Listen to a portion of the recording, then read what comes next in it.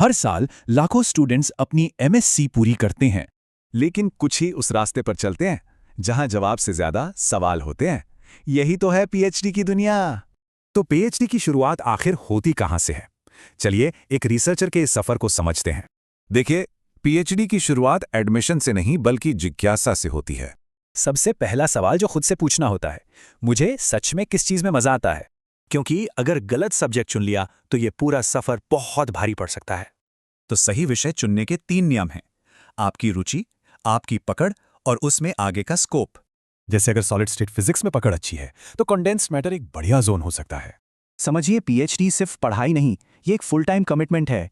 और इसके लिए फाइनेंशियल सपोर्ट जरूरी है। रास्ते हैं CSIR नेट, UGC नेट और गेट। JRF मिलने का मतलब है हर महीने स्टाइपेंड और रिसर्च करने की पूरी आज़ादी।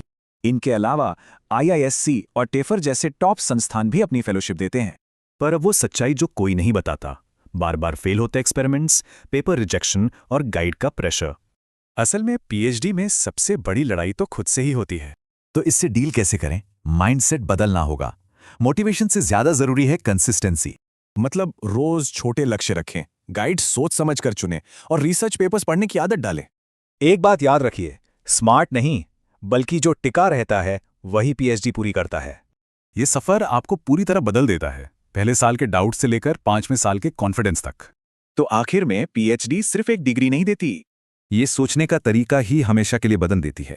एक आखिरी बात, भविष्य में इंटेलिजेंट तो सब होंगे, लेकिन असली रिसर्चर वही बनेंगे जो सवाल पूछना कभी नहीं छोड़ते।